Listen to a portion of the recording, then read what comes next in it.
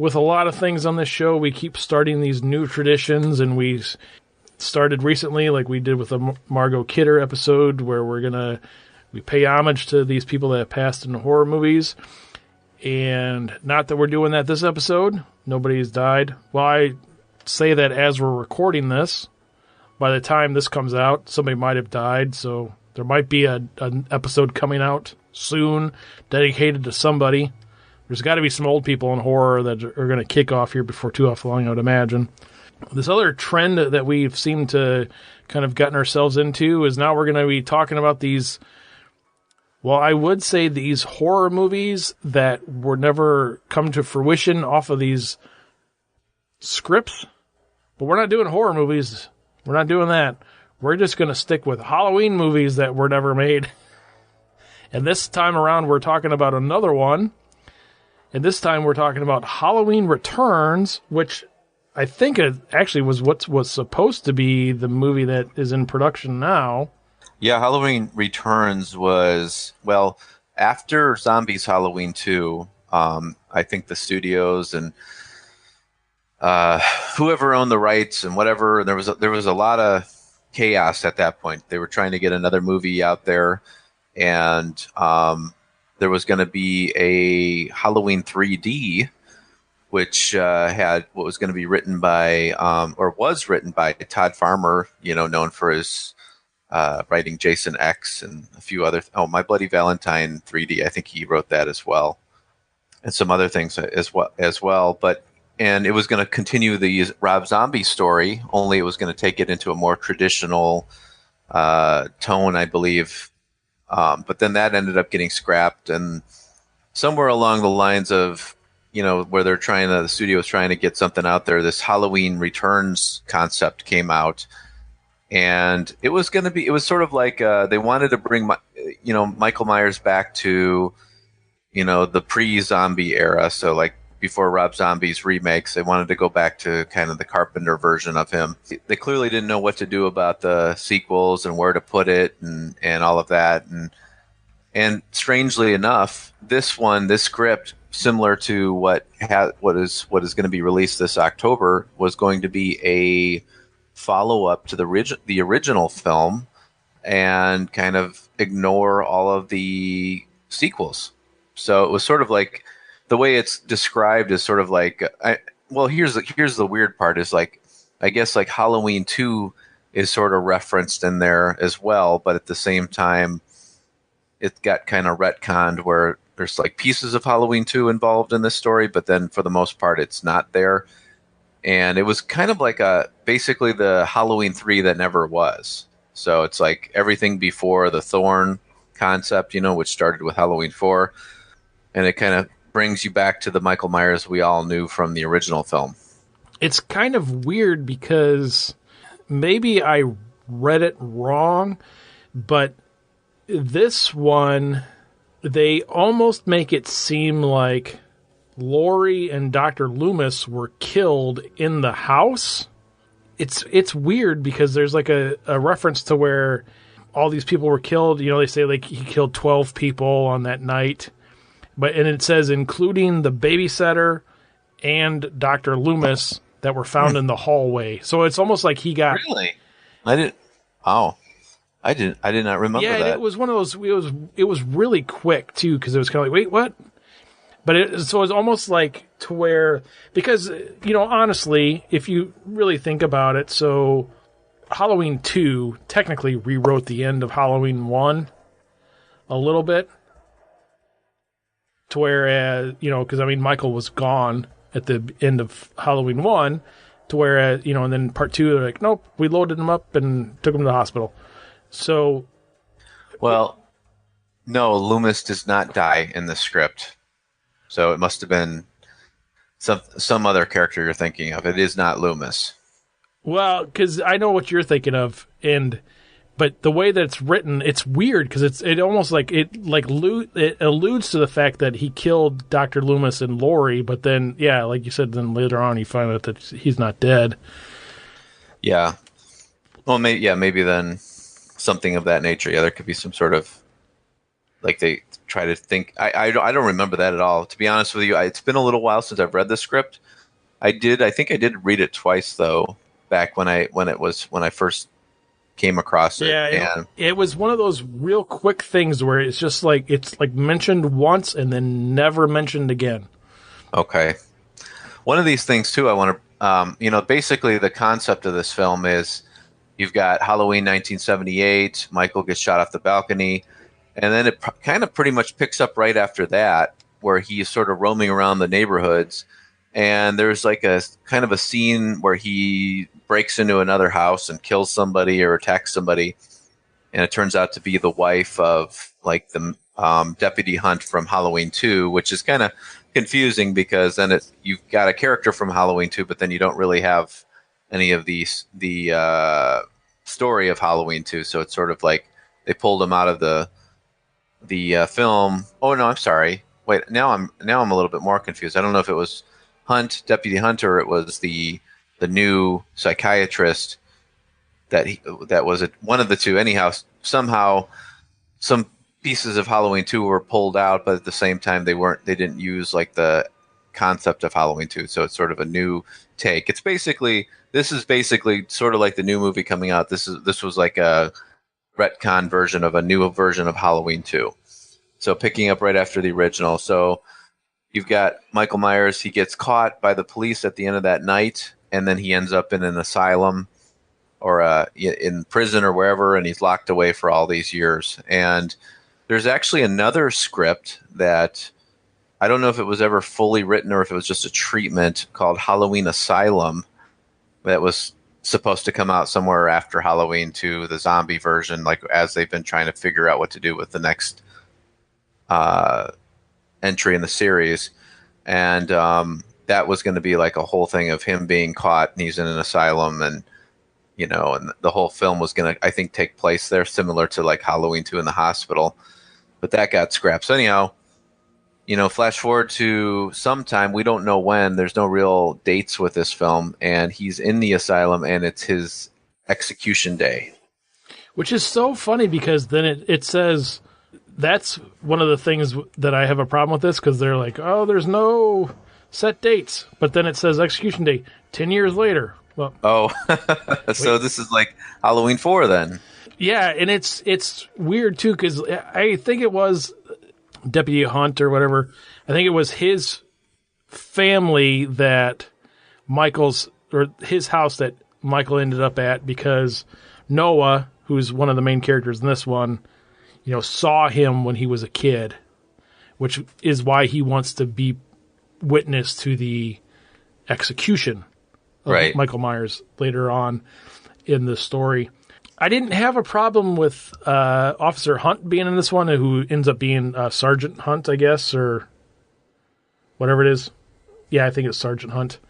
In a different town altogether, because he like packed up and went away. The one problem that I do have, and it's not really explained very well, is this other doctor, this Dr. Rogers, because it's confusing when you're reading this, because while it sounds like he's his doctor after he gets recaptured, but then there's other things in it to where they're kind of like, yeah, Loomis isn't around, and yeah, I was in charge of him way back then too. So, but you're like, wait, no, what? You weren't in the first story at all. I mean, you're this new character. What are you talking about? Yeah, he's basically the new version of Dr. Loomis, kind of like the guy who took over for him. And you kind of have to warm up to him. I know it takes a little while, but I think this is all because obviously they needed somebody to kind of take that role to kind of give us the backstory of what had happened and who's been taking care of him after all these years. And then there's a connection too with his, like, he is, they're going to execute Michael, and his daughter and her boyfriend like sneak into the asylum to watch the execution, because the boyfriend's like, really into this and wants to. Yeah, well, that's Noah Hunt, so. That's right. Okay, so it was Hunt's wife that his mom got killed. Yep. Now here's where the script, to me, where I didn't like it, was the escape. And I get like, this would be Halloween part 10, I think, or 11, part 11 if you include the zombies remakes. The whole escape scene is very much like it's like Michael Myers becoming super Michael Myers.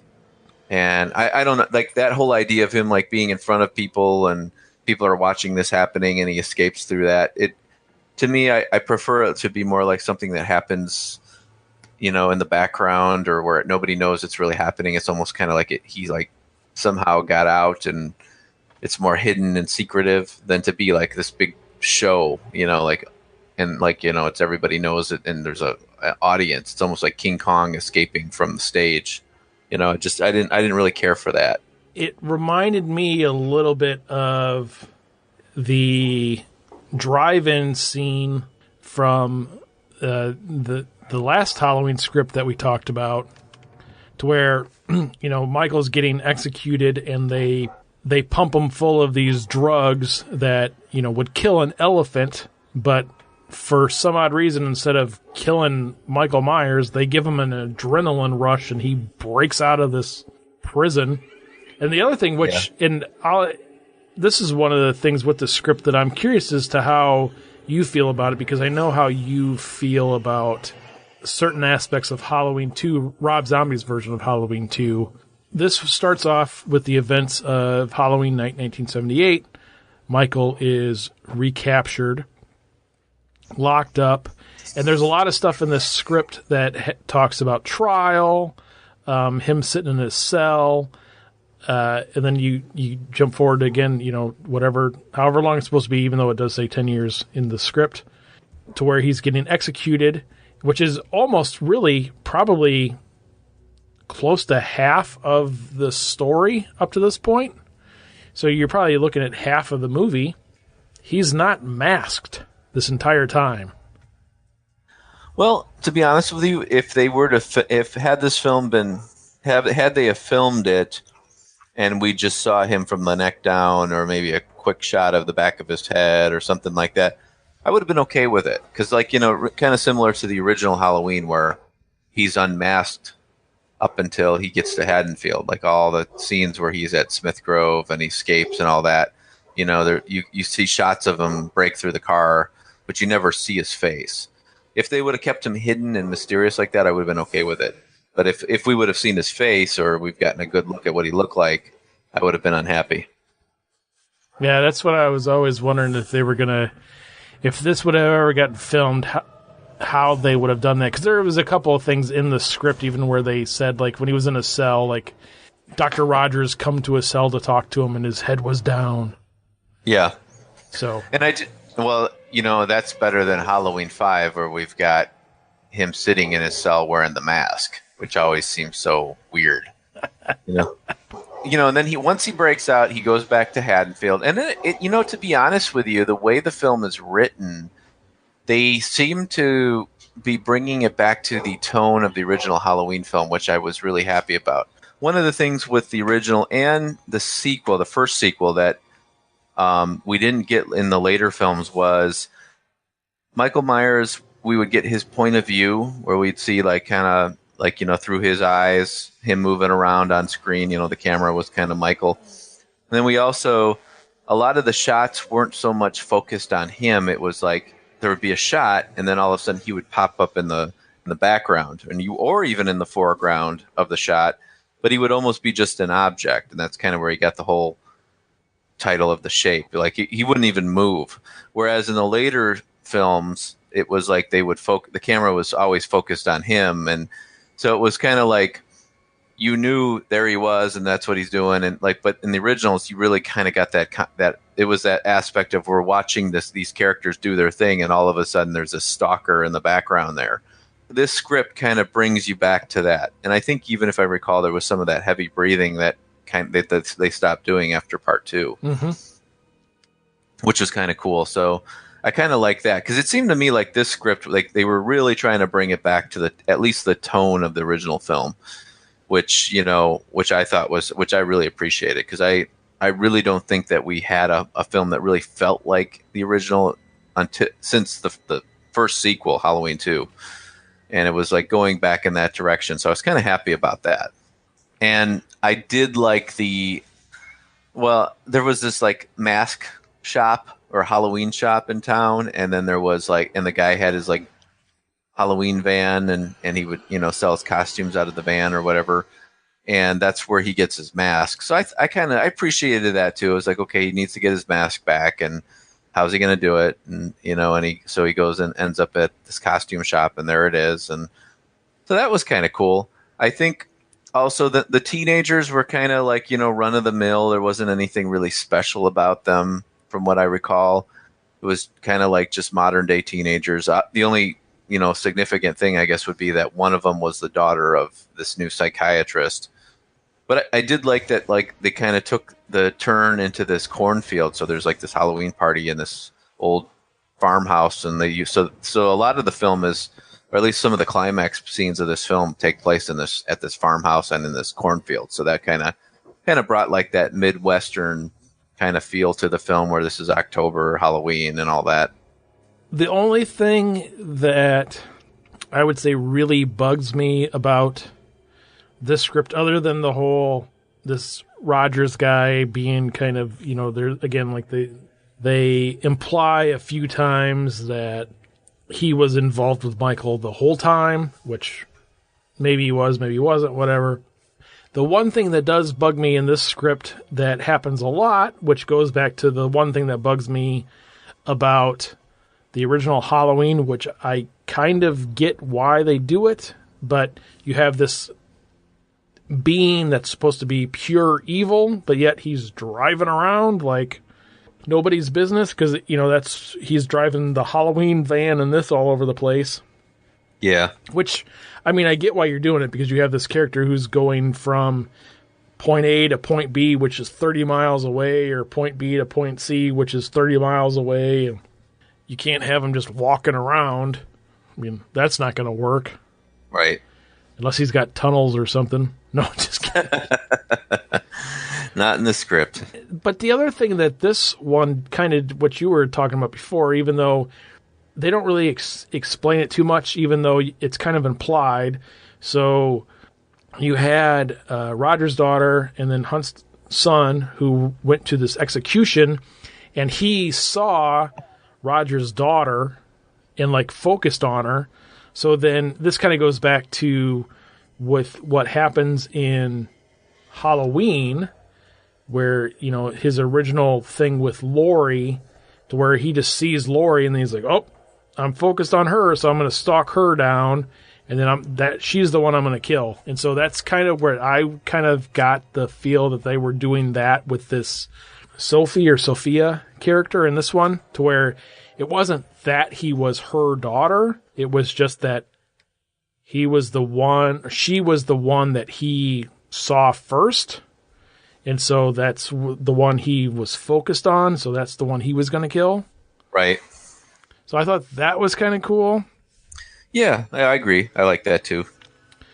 Yeah, and I know that bugs some people with the whole family relationship that was developed in the second one, which ended up kind of sticking through a few of them. So it was kind of cool that they went away with that. But yeah, I don't know. Like this one, I don't know. Like we were talking about the last Halloween episode that we did. I don't know if Halloween 4, again, I don't know, while, you read it one way on paper, and you kind of get this idea in your head. I don't know how this one would have materialized if it was actually made into a movie. Yeah, there's a lot I liked about it. I really, to be honest with you, I really like how he would trip up the characters with, he would take his mask off and use the mask, like as a prop almost, and you would think it was him, and then like he'd be behind the person, like the scene in the cornfield, and then at the end, there's that whole, where he puts the mask on Roger's head and cuts his tongue so he can't talk, and so everybody thinks it's Michael, and then he's gone at the end. So I really thought there was some really cool aspects of this film. However, there was nothing that really like, oh yeah, that's great, like really took the story in a whole new direction. It was sort of like it brought it back to the pre-zombie era, and a little bit closer to Carpenter than maybe Halloween 4, 5, and 6 were. So it was pre-Thorn, pre zombie, and it just kind of brought it back to the original tone. So, did that? I mean, was it necessary? Did it really make that much of a difference? Would it have been like a standout film? I don't think so. I think there was nothing really like a not enough of a novelty of it, where it was like, oh yeah, this is going to be in there. It was more just like it almost seemed like it would have worked great like in 19 like as Halloween 3. Like, like had they have not done Season of the Witch, I think this would have been a great follow-up. But it almost seemed like it was kind of too late for this type of a film.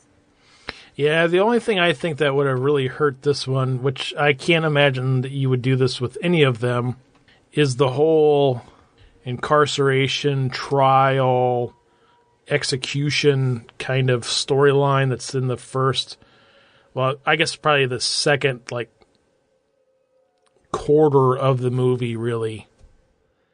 To where I don't know how that would play out. That would play out good in like a Hannibal Lecter movie, Silence of the Lambs or something. Okay, I could see that, but to where you're having like a Jason or a Michael Myers or a Leatherface, like, oh, we captured him. He's been locked up for 10 years. I mean, even though I know that Michael Myers was locked up for 15 years to begin with, but that whole being re-locked up thing, I don't know how that would play out. Yeah. That to me that's the only thing I have a problem with. Like, I don't know how that would work. Sure. Unless you're going to do like what you were saying too, or, unless you're going to be like over the top and there he is every time you see him for 15 years. So are you just going to show the back of his head, or they let him wear the mask? That's weird. Well, we're going to probably see this and how this all works out in this new movie, because apparently, it's been 40 years, and he's going to be locked up all these years. So, man, I just hope they don't spend half of the movie like talking about that. Yeah, it'll be interesting because it seems like it actually seems like some of the Halloween 3 or the Halloween 2018 things were there's some similarities to what I've heard of the script for that one to what some of the things with this one. I guess the idea that he's been locked up all this time, so I think that's and it just seemed like it they might have pulled a little bit from that, but we'll see, we do have to say the final end scene, which I don't know, what were your thoughts of the post-credit scene in the script? Yeah, see, that goes back to what I was saying before, because maybe I misread it, but I was led to believe that Dr. Loomis was dead. And then all of a sudden you have this weird, like, a Marvel type DC, like, post-screen or post-credits scene to where, they go to visit Dr. Loomis wherever he was at. Dr. Rogers.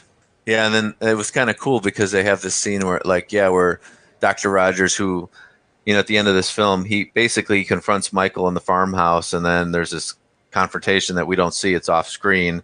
And then when the cops come, Michael comes out walking out of the house, and they shoot him. And it turns out that they pull the mask off of him, and it's Dr. Rogers. And Michael had cut his tongue so he can't talk.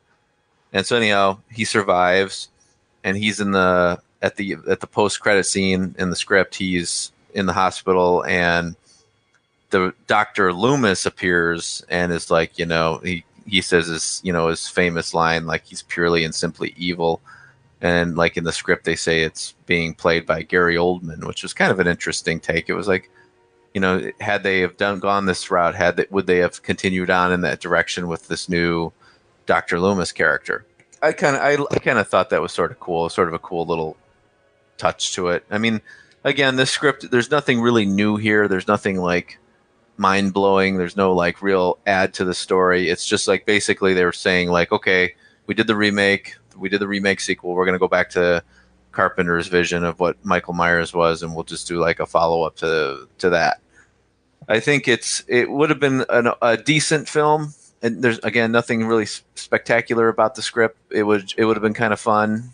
and entertaining. I don't remember the kills very well though. So again, it's been a while since I read it, but the cornfield stuff kind of stuck out with me. That was kind of a cool thing, and especially with Halloween films, they have to be have a good environment in order for them to work out. So yeah, I mean, I guess ultimately, in terms of if we're going to rate this one, I would have to go ahead and give this one a thumbs up because I thought it was an entertaining read, and in the Halloween universe, would this have been a fun movie had they have filmed it?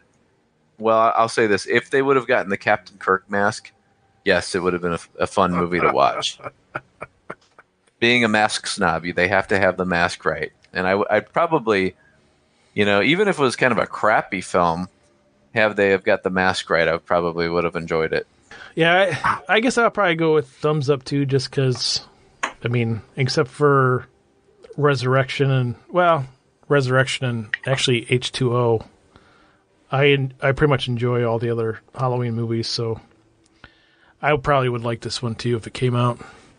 But again, we have the new one to see, and we'll see what they did. They finally, it's really interesting to think about, though, because they had this script, Halloween Returns, and they had Halloween 3D, which we haven't read yet. And both of those concepts fell through the cracks, and now they finally have a film that's complete.